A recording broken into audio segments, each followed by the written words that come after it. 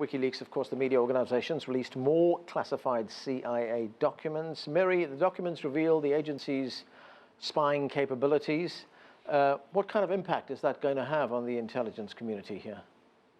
Well, right now, the intelligence community is scrambling. Already, they had a very volatile relationship with the new president, Donald Trump. And so they're trying to figure out just what these documents, and it was a huge dump of documents, what they reveal. At the same time, who was doing the leaking? Was it a contractor? Is it a possibility that it was a CIA insider?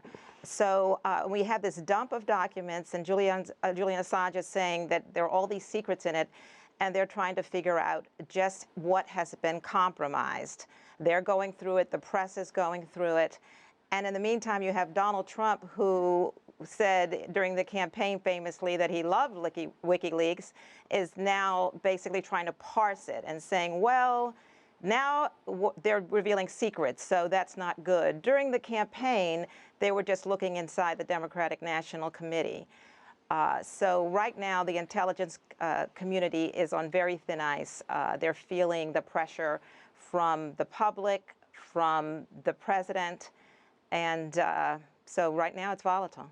Hey, Nathan, that's true. The president wants to have it both ways, doesn't he? I mean, he thought Wikileaks was the greatest thing when he was campaigning. Now he's on the receiving end of this. Yeah, I mean, that's kind of usual from this president. We've seen him say many things and then do others, or say the complete opposite. You know, but the timing for me is really interesting here. You know, it paints a picture, which the president does like painting, of an intelligence community run amok, doing its own things behind the scenes, and, you know, the deep state.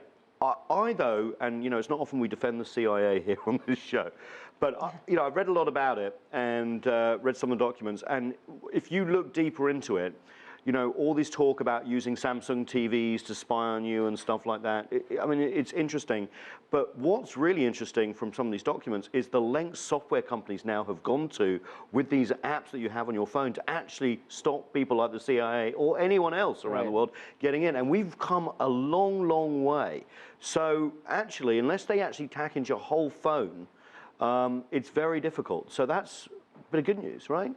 I guess so, but they are actually taking possession of your phone, aren't they? Well, I mean, we don't know, and that's the whole thing. The document dump talks about capabilities, but doesn't actually say whether the CIA is deploying some of these. Okay, Eduardo, there has been some international fallout from this WikiLeaks revelation. It turns out that the United States has been using Frankfurt in Germany as one of its bases to carry out spying in the Middle East, carry out spying in Africa.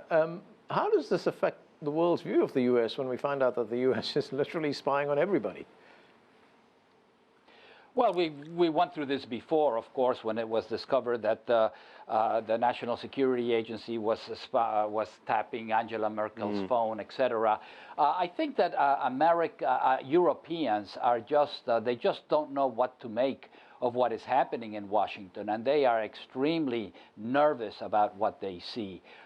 We saw this at the Munich Defense Conference, where the administration sent off some of their big guns to try to convince the Europeans that Washington really did care about European defense, and they did everything except convince them.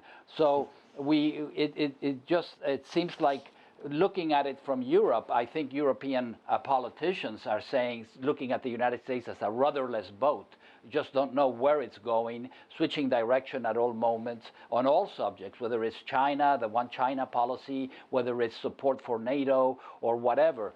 So it's Europeans are extremely worried, extremely upset about what is happening in Washington, and the leaky WikiLeaks situation now can only add to that.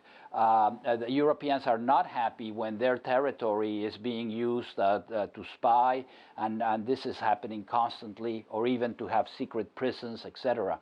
So the relationship is very poor at the moment, probably worse than it has ever been since the end of the Second World War. Qinduo, the Europeans are nervous. What do the Chinese think about this? In fact, the Chinese had very strong words about these surveillance activities. Let's watch this. We express concern over the relevant reports. China opposes all forms of internet hacking. We urge the U.S. side to stop listening in, monitoring, stealing secrets, and internet hacking against China and other countries. China will resolutely safeguard its own internet security. So, Qinduo, that was the Chinese Foreign Ministry spokesman there talking. But what's been the reaction in China to these WikiLeaks revelations?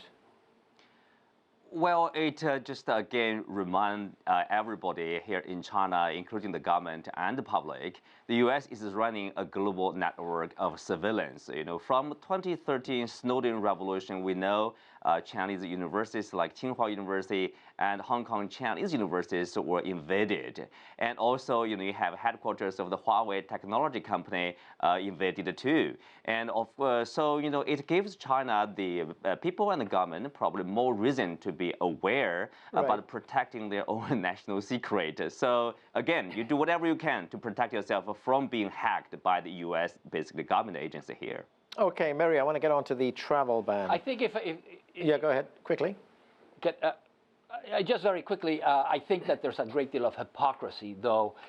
You know, the fact of the matter is that everybody's doing it. That doesn't mean it's right, but everybody's doing it. Certainly, Russia has been doing it. I mean, it was clear, and during the U.S. election, there are many reports now that they're trying to do it for various European elections.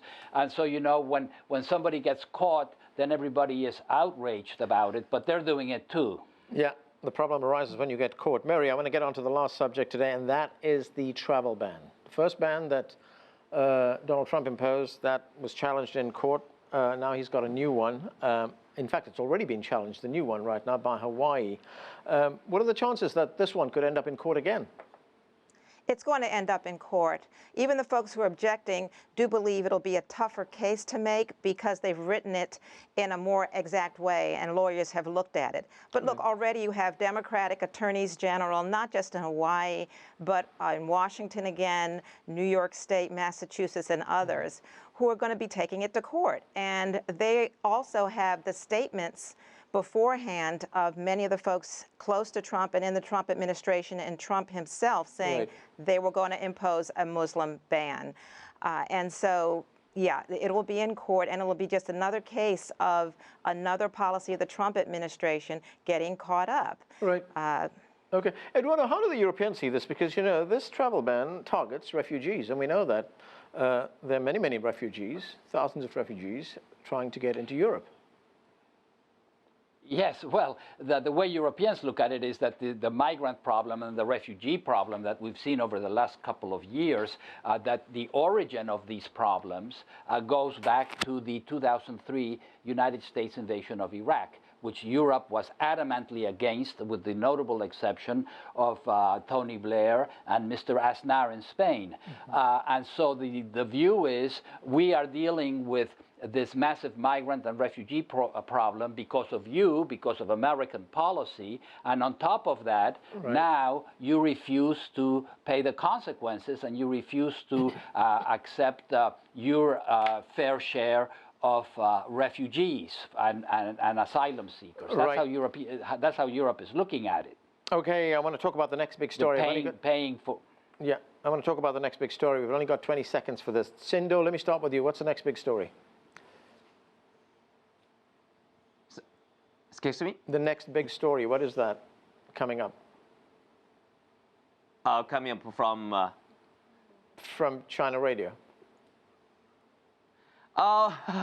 Next big story, I think, you know, everybody is watching closely about the situation in the Korean Peninsula, and also the U.S. State Secretary Tillerson is coming to China on 18th, so people will be watching closely. What's the message from the U.S.? Okay, Eduardo? From the European point of view, I think the next big story is, will the extreme right wing win the French election? Interesting one. Mary, what's your next big story?